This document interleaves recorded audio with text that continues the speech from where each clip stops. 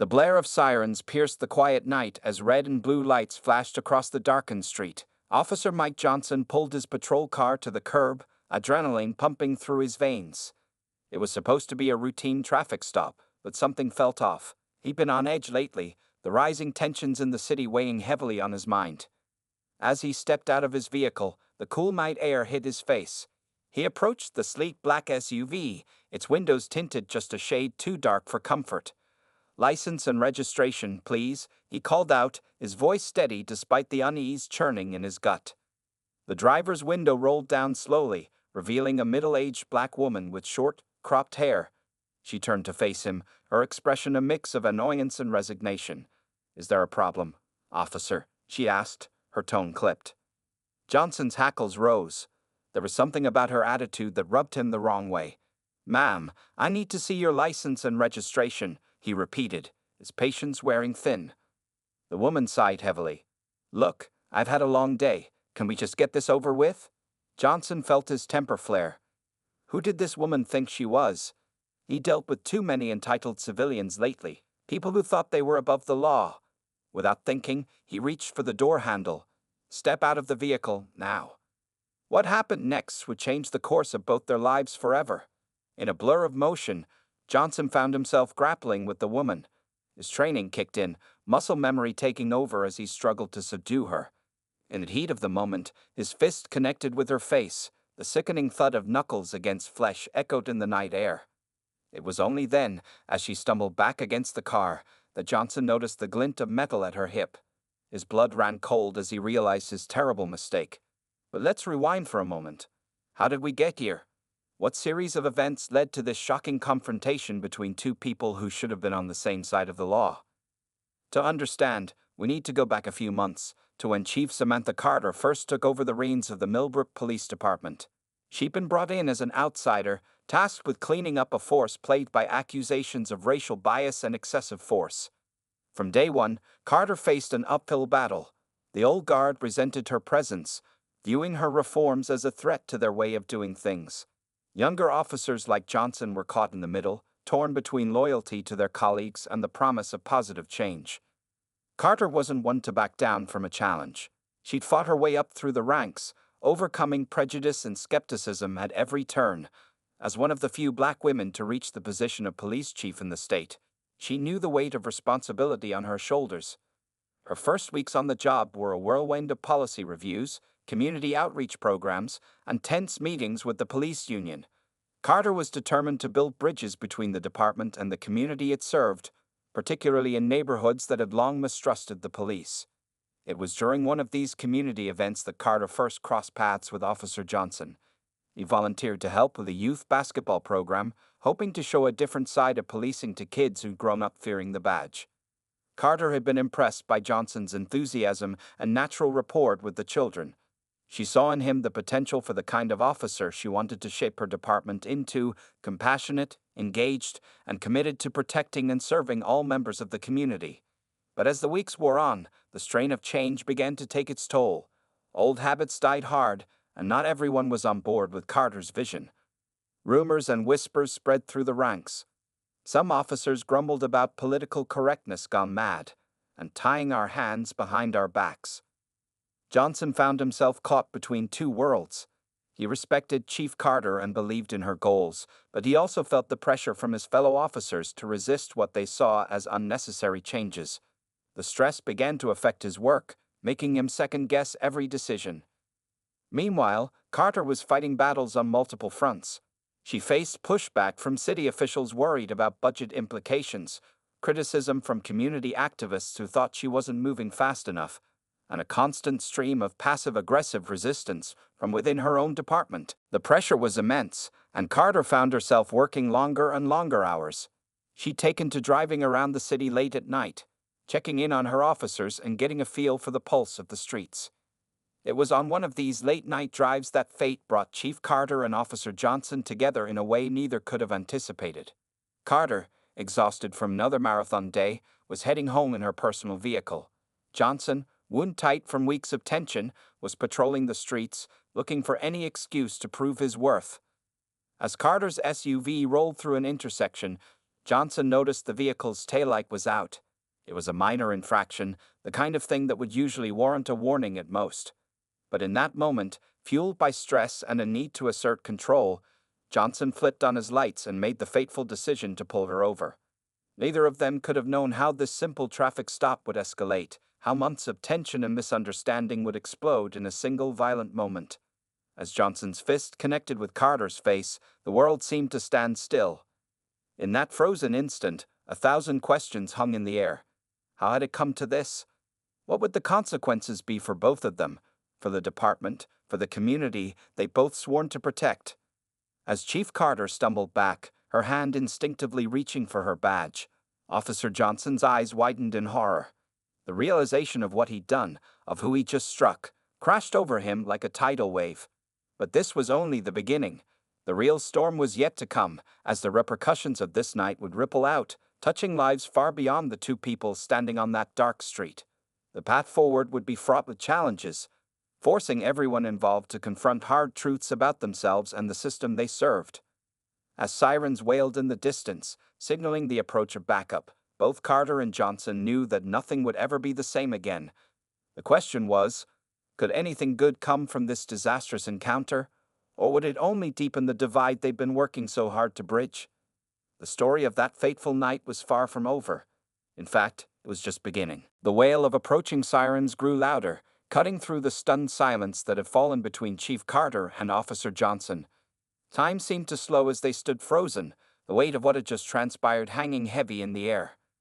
Carter's cheek throbbed where Johnson's fist had connected. She tasted blood in her mouth, her mind reeling as she tried to process the situation. This was beyond anything she'd imagined when she'd taken on the role of reforming the department. Johnson's face had drained of all color, his hand still clenched in a fist as the reality of his actions sank in. He'd struck his superior officer. Worse, he'd assaulted the very woman brought in to address issues like excessive force. The irony wasn't lost on him, even as panic began to set in.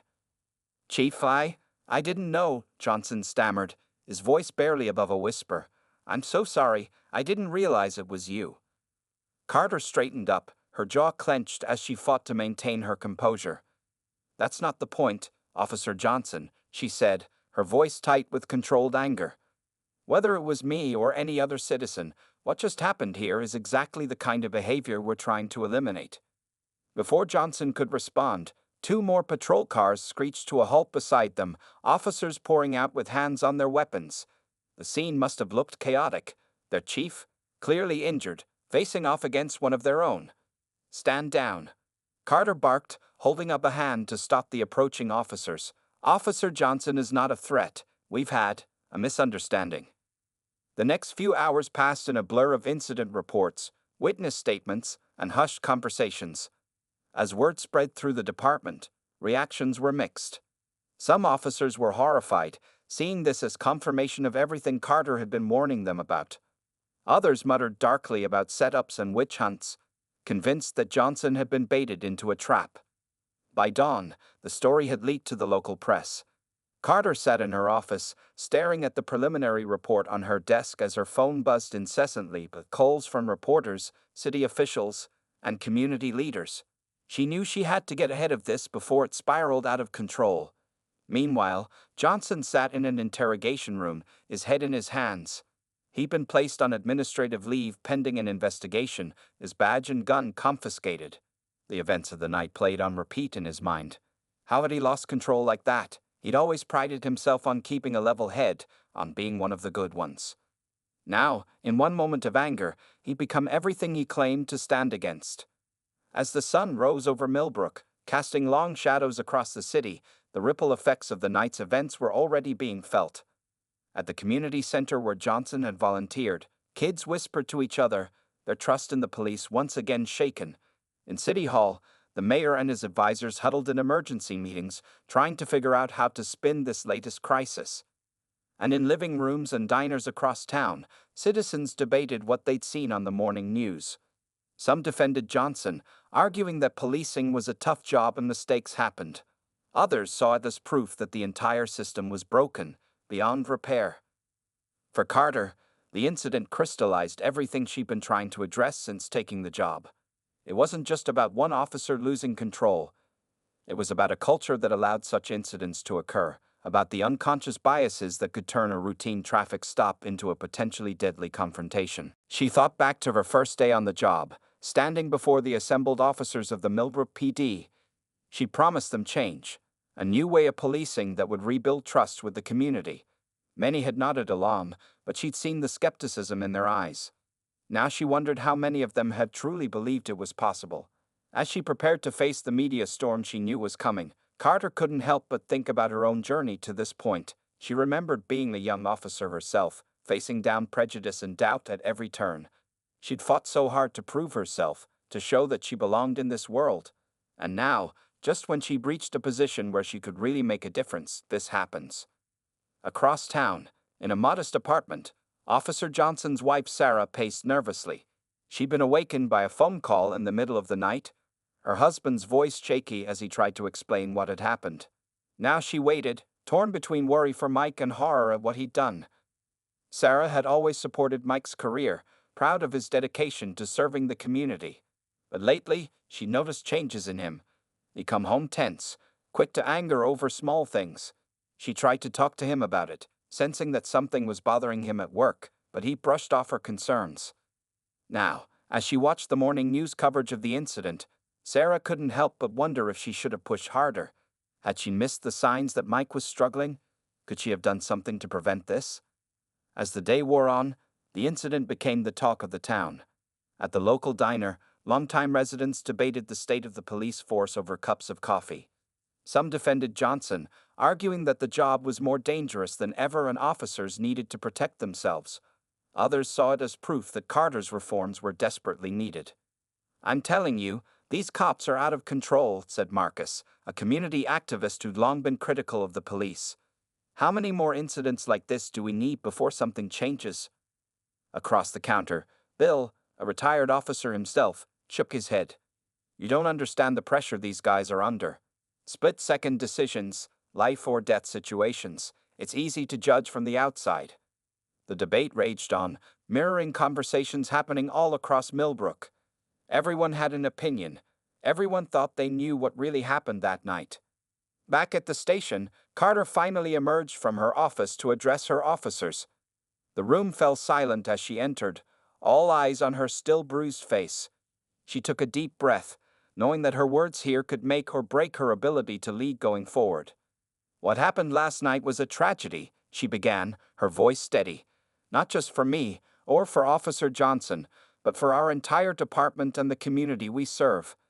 It's easy to look at this as an isolated incident, a single officer losing control, but we need to be honest with ourselves. This is a symptom of a larger problem, one that we've been working to address." She paused, looking around the room. Some officers met her gaze, others looked away uncomfortably. "I know change is hard," Carter continued. "I know many of you feel like you're under attack, like the job you've dedicated your lives to is being criticized at every turn. But I need you to understand, the changes we're making aren't about punishing you. They're about making us better, making us the kind of police force this community deserves." As Carter spoke, laying out her vision for moving forward, the tension in the room was palpable. Some officers nodded along, seeing the truth in her words. Others shifted uncomfortably, resistant to the idea that their way of doing things needed to change. Outside the station, a small crowd had gathered. Word of Carter's address to her officers had spread, and community members wanted to make their voices heard. Some held signs supporting Carter and her reforms, while others demanded Johnson's immediate firing. As the day wore on, it became clear that this incident would be a turning point for Milbrook. The question was, would it lead to real change, or would it only deepen the divide between the police and the community they served? For Carter, Johnson, and everyone involved, the coming days would be crucial. How they responded to this crisis would shape the future of policing in Milbrook for years to come. But as the sun set on that tumultuous day, nothing was certain. The path forward was fraught with challenges, and the stakes couldn't be higher. The story of Milbrook's police force was far from over. In fact, the most difficult chapter was just beginning. As the sun rose on a new day in Milbrook, the city buzzed with tension. News of the confrontation between Chief Carter and Officer Johnson had spread like wildfire, igniting debates in every corner of the community. The incident had become a lightning rod, drawing out long-simmering tensions and forcing people to confront uncomfortable truths. At the heart of the storm, Chief Carter found herself walking a tightrope. She knew that her response to this crisis would define her tenure as chief, perhaps even her entire career. As she prepared for a press conference, she couldn't shake the memory of Johnson's fist connecting with her face. It wasn't just the physical pain that lingered, but the shock of realizing how deep the problems in her department truly ran. Meanwhile, Officer Johnson sat in his living room, surrounded by a silence that seemed to press in on him from all sides.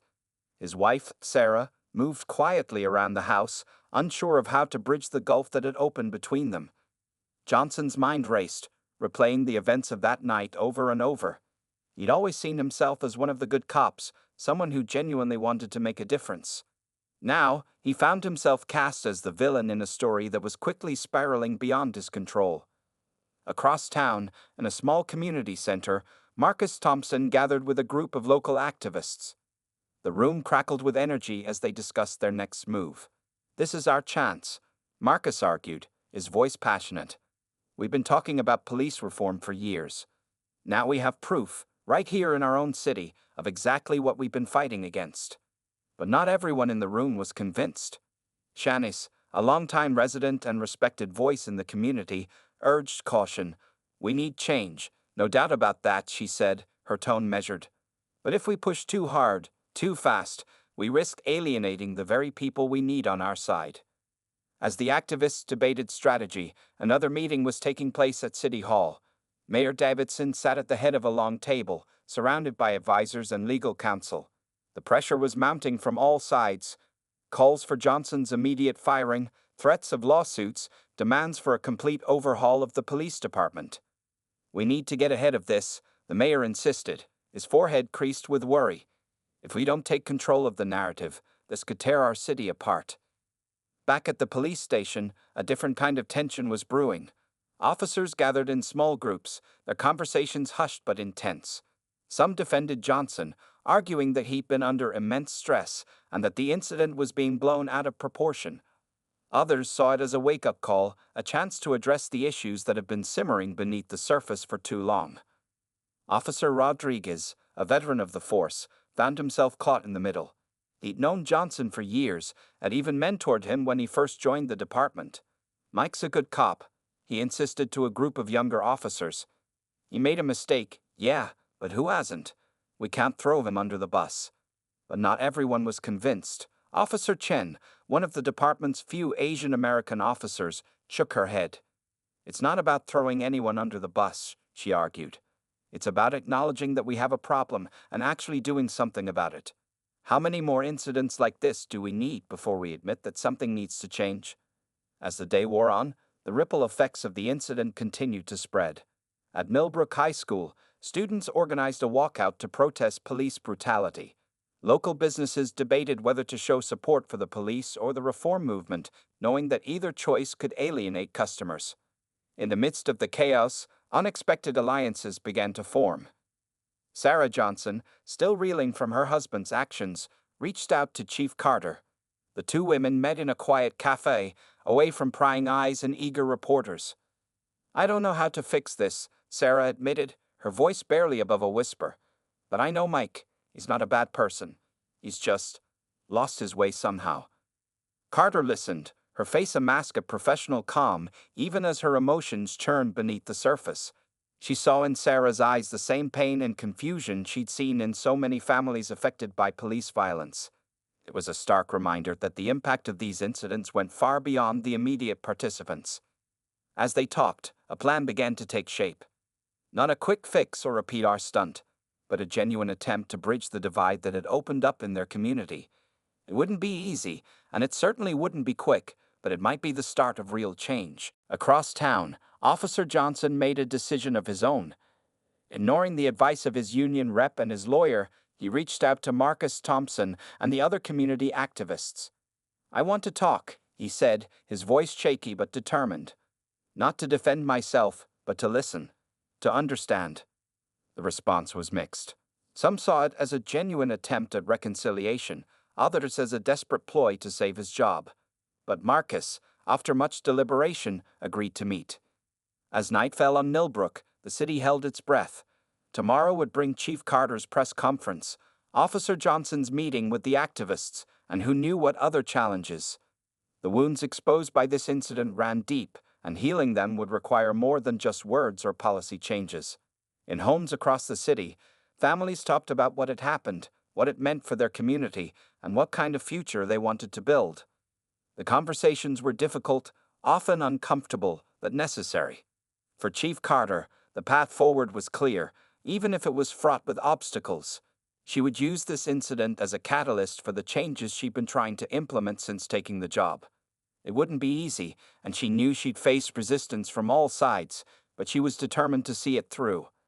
As she put the finishing touches on her statement for the press conference, Carter's phone buzzed with a message. It was from Sarah Johnson.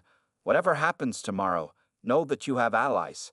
We can't change the past. We can work together to shape the future." Carter smiled, feeling a glimmer of hope for the first time since that fateful night. The road ahead would be long and difficult, but maybe, just maybe, something good could come from this after all. As Milbrook slept, the stage was set for a day that would define the city's future. The tension that had been building was ready to break, for better or for worse. Tomorrow would bring confrontations and conversations, accusations and apologies. But it would also bring opportunities, chances to listen, to learn, and to grow. The story of Milbrook's police force and its community was far from over. In fact, the most important chapter was just about to begin. The morning of Chief Carter's press conference dawned with an electric tension in the air. News vans lined the streets around City Hall, their satellite dishes reaching skyward like metal trees. Inside, Carter stood before a mirror, adjusting her uniform one last time. The bruise on her cheek had faded to a dull purple, a stark reminder of why they were all here. Across town, Officer Johnson paced his living room, his stomach in knots. In just a few hours, he'd be sitting face to face with Marcus Thompson and other community leaders. The weight of his actions pressed down on him, making each step feel like he was wading through quicksand. At the community center, Marcus and his team were in final preparations. Signs were being painted, talking points rehearsed. The energy in the room was a mix of determination and nervous anticipation. They knew this could be a turning point, but so much could go wrong. As the clock ticked closer to the press conference, the crowd outside City Hall grew. Supporters of Chief Carter stood shoulder to shoulder with those demanding Officer Johnson's termination. Between them, a line of officers stood, their faces impassive but their eyes alert for any sign of trouble. Inside, Mayor Davidson pulled Chief Carter aside for a final word. "Are you sure about this?" he asked, his voice low and urgent. "Once you start down this path, there's no turning back." Carter met his gaze steadily. "We're past the point of no return already," she replied. "It's time to face this head-on." As Carter stepped up to the podium, a hush fell over the crowd. Cameras flashed, and she could feel the weight of thousands of eyes upon her. She took a deep breath and began to speak. "Good morning," she said, her voice clear and strong. "We're here today to address an incident that has shaken our community to its core. But more than that, we're here to talk about the future of policing in Milbrook." As Carter laid out her vision for reform, the crowd's reactions were mixed. Some cheered at her promises of accountability and transparency, while others muttered darkly about betrayal and witch hunts. Halfway through her speech, a commotion erupted at the back of the crowd. Shouts rang out, and the line of officers moved to intercept whatever was happening. Carter gripped the edges of the podium, her heart racing as she tried to maintain her composure. Meanwhile, at the community center, Officer Johnson arrived for his meeting. As he walked in, the room fell silent. Faces turned to stare, some curious, others hostile. Marcus stepped forward, his expression unreadable. "Officer Johnson," he said, his voice carefully neutral. "Thank you for coming. I think we have a lot to talk about." The tension in the room was palpable as Johnson took his seat. He opened his mouth to speak, but found the words stuck in his throat. How could he possibly explain or justify what he'd done? Back at the press conference, the situation was spiraling. What had started as a small disturbance was growing, threatening to overshadow Carter's message. She could see the mayor signaling for her to wrap it up, to get to safety, but she stood her ground. "This is exactly why we need change," she called out over the growing noise. "We can't keep ignoring the problems and hoping they'll go away. We have to face them, together." As if in response to her words, a new chant began to rise from the crowd. It started softly, but quickly grew in volume. Justice. Accountability. Change. At the community center, the conversation between Johnson and the activists had taken an unexpected turn. What had started as a tense confrontation was evolving into something more nuanced. Johnson, his voice shaky but sincere, began to open up about the pressures of the job, the fear that sometimes clouded his judgment. "I'm not making excuses," he said, his eyes glistening with unshed tears.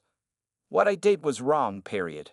But if we're going to change things, we need to understand why they happen in the first place." Marcus leaned forward, his expression thoughtful. "Keep talking," he said. "We're listening." As the day wore on, the city of Milbrook seemed to hold its breath.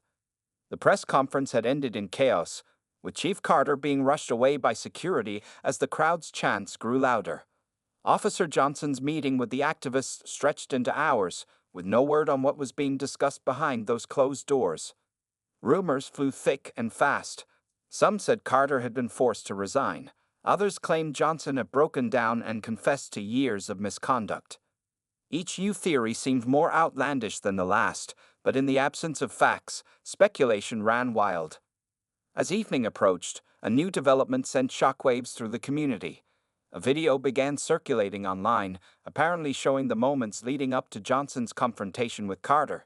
The grainy footage, captured by a nearby security camera, promised to shed new light on what really happened that night. At the police station, officers gathered around screens, watching the video with bated breath. In living rooms and on smartphones across the city, people did the same. Could this be the key to understanding what really happened? But as the video played, it became clear that things weren't as simple as they seemed. The footage was incomplete, cutting out at crucial moments. What it did show raised as many questions as it answered. As night fell on Milbrook, the city was a powder keg waiting for a spark. Chief Carter, sequestered in her office, worked frantically on a new statement. Officer Johnson, emerging from his marathon meeting with the activists, looked shell-shocked but somehow lighter. And somewhere in the city, an anonymous source prepared to release information that would turn everything on its head. Emails, internal memos, body cam footage. A treasure trove of data that promised to expose the true depth of the problems within the Milbrook PD. In homes across the city, people stayed glued to their TVs and social media feeds, waiting for the next development. The story that had started with a simple traffic stop and grown into something much bigger, touching on issues of race, power, and justice that went far beyond one incident or one department. As midnight approached, Chief Carter made a decision.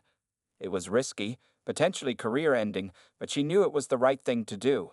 With trembling fingers, she dialed a number, her mind racing with the implications of what she was about to do.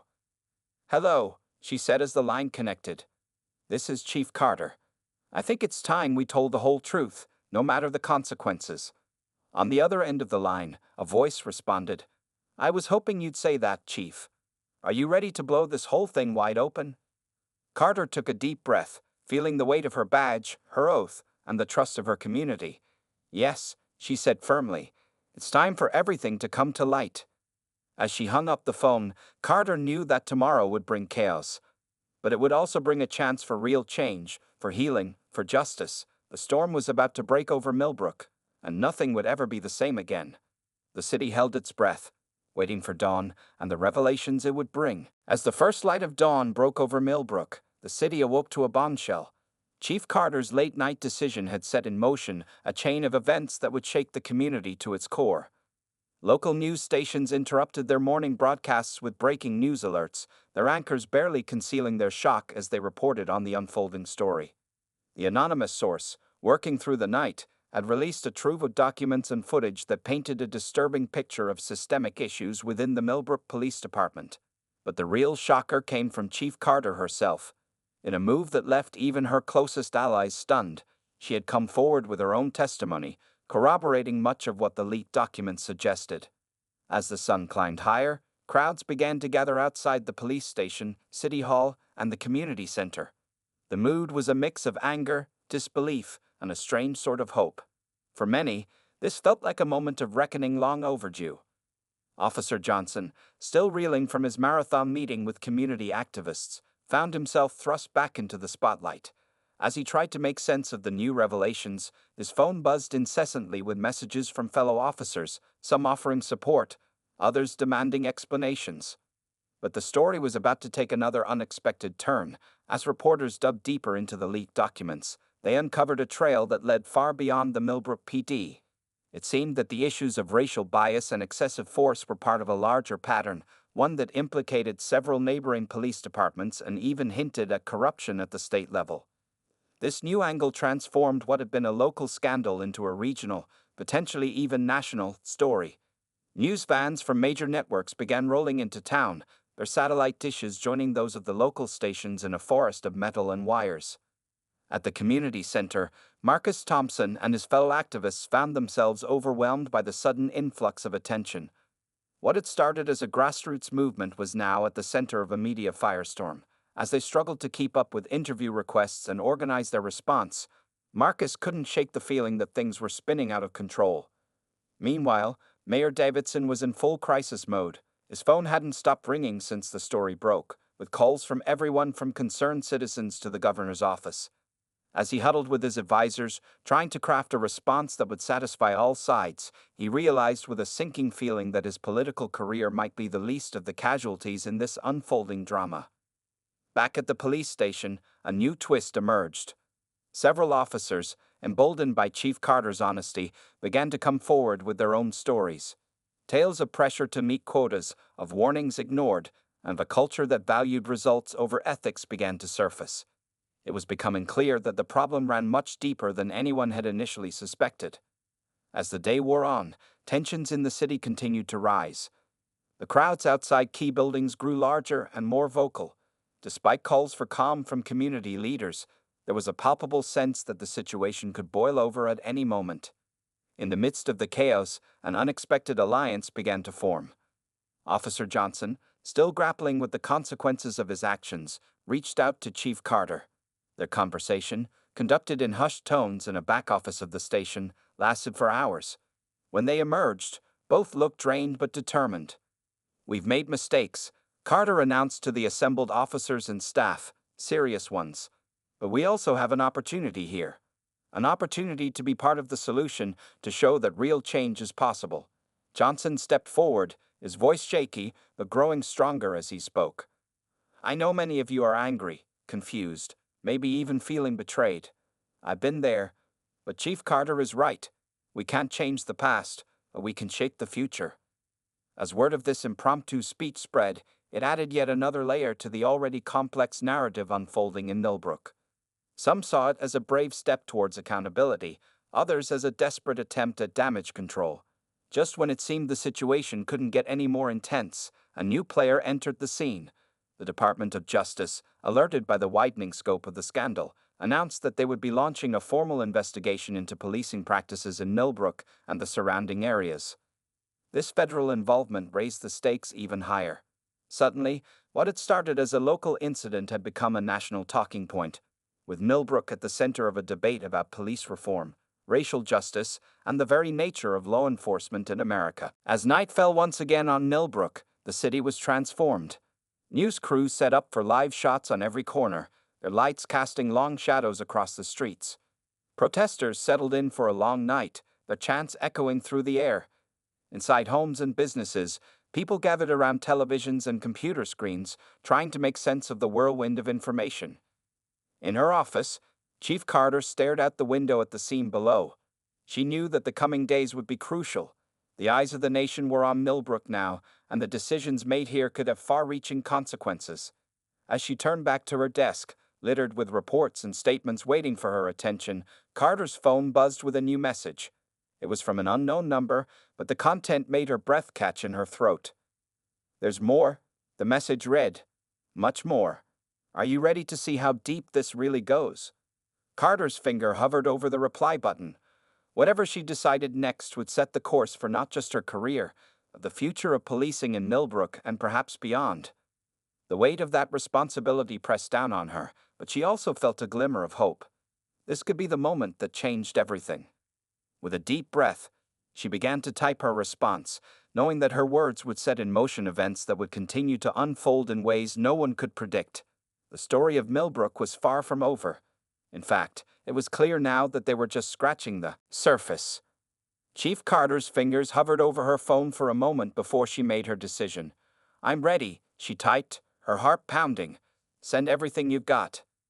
Within minutes, her screen lit up with a flood of new information. What she saw made her gasp. The corruption went far deeper than anyone had imagined, implicating not just police departments but high-ranking officials in the state government. Evidence of cover-ups, bribery, and systemic abuse of power scrolled before her eyes. As dawn broke, Carter called an emergency meeting. Officer Johnson, Marcus Thompson, Mayor Davidson, and a select group of trusted officers and community leaders gathered in a secure room at City Hall. The tension was palpable as Carter laid out what she'd discovered. "This goes beyond Milbrook," she said, her voice steady despite the gravity of the situation. "We're looking at a statewide network of corruption, and we have a choice to make. We can either be part of exposing it, or we can be complicit in hiding it." The room erupted in heated debate. Some argued for caution, fearing retaliation. Others pushed for immediate action, regardless of the consequences.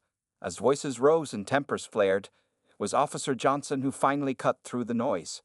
"I made a mistake," he said, his voice cracking with emotion. "A terrible mistake that could have cost the chief her life, but she's given me a chance to make it right.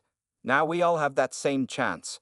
We can change things, really change them, not just here, but across the state." His words seemed to shift the energy in the room. One by one, those present began to nod in agreement. They knew the road ahead would be difficult, but they also recognized the opportunity before them. As the meeting concluded, a plan began to take shape. They would work with federal investigators, providing evidence and testimony to expose the full extent of the corruption, but they would also take steps to protect themselves and their community from potential backlash. Over the next few days, Milbrook became the epicenter of a political earthquake.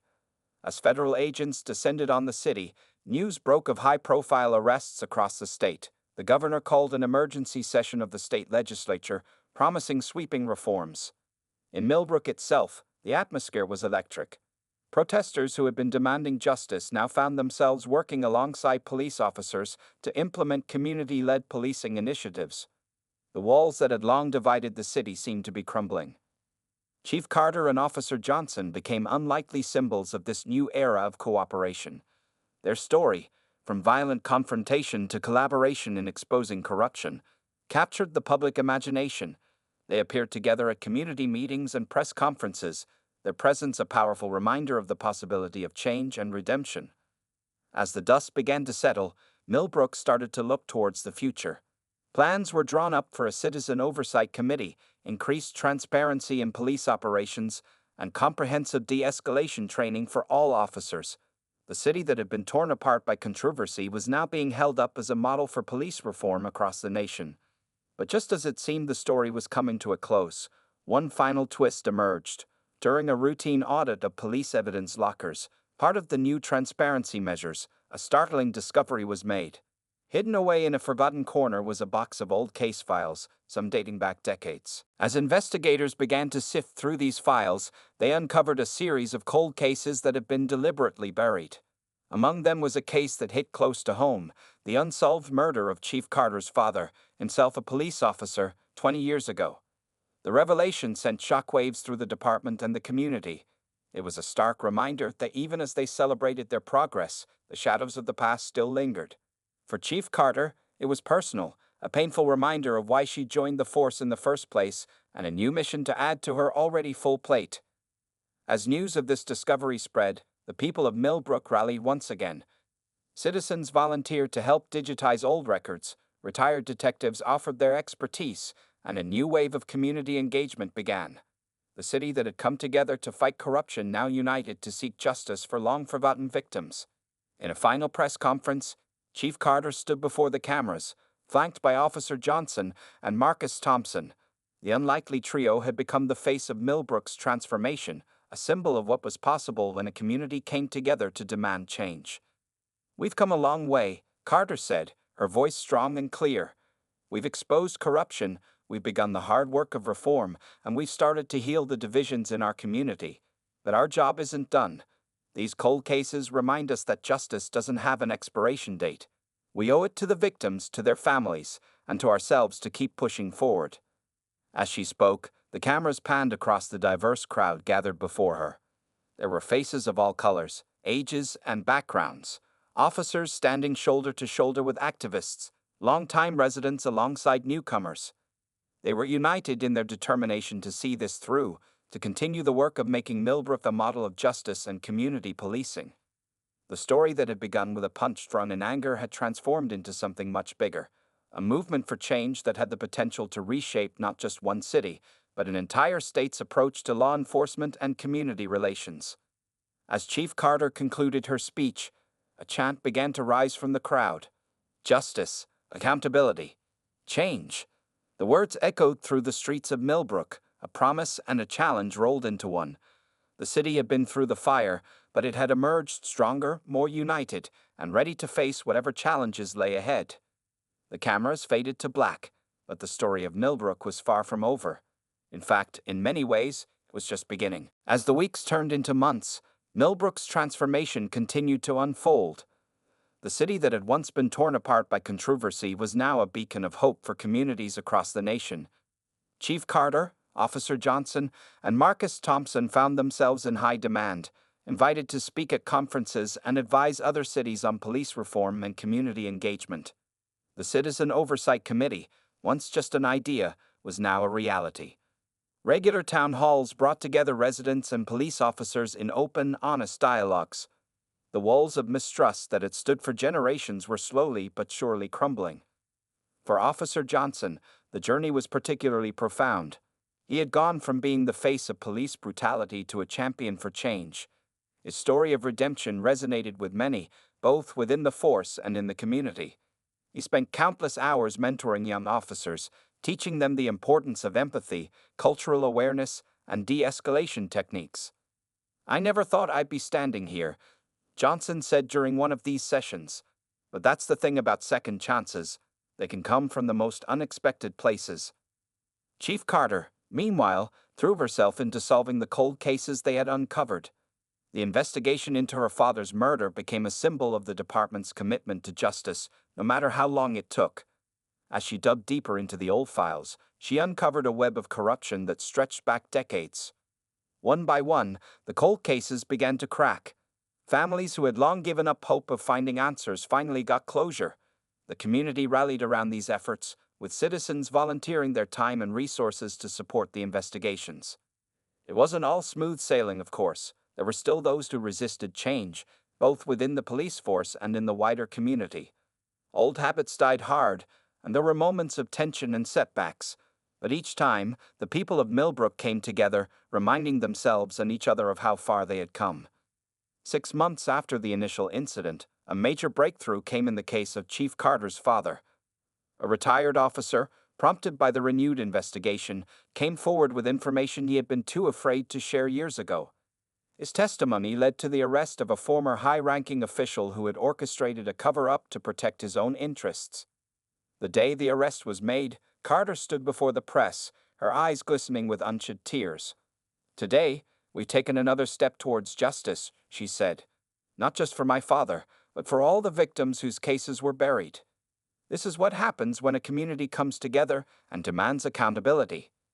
As the one-year anniversary of the fateful traffic stop approached, Milbrook prepared for a different kind of commemoration.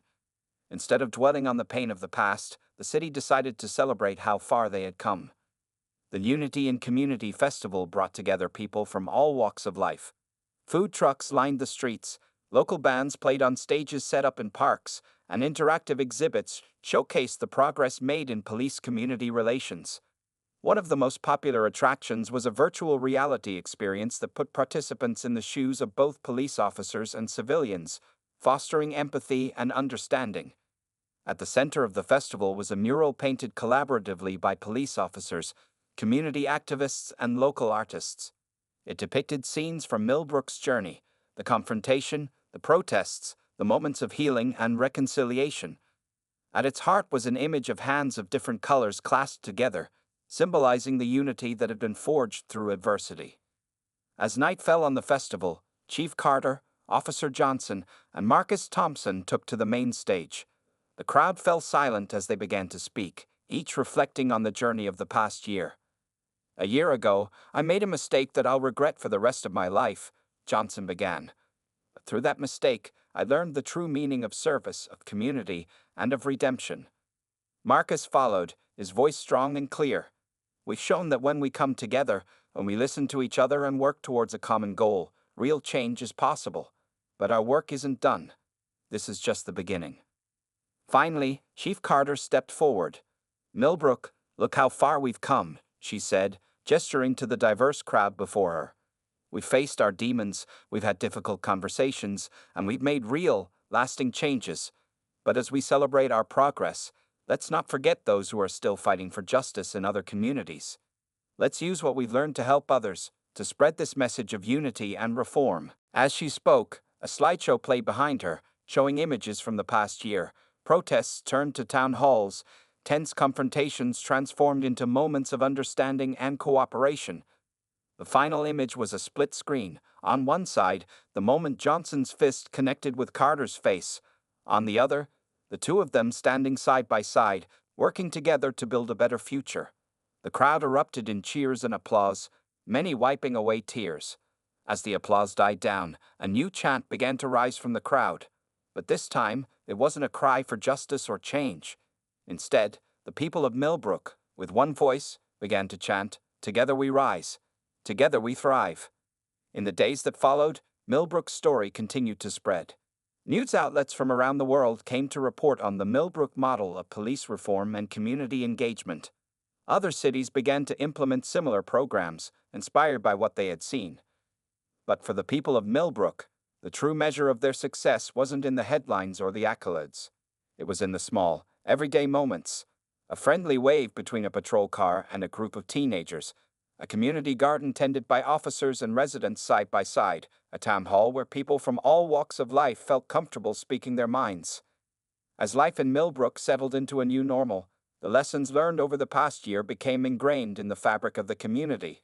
The city had shown that change was possible, that healing could happen, and that a single moment of conflict could be transformed into a movement for good.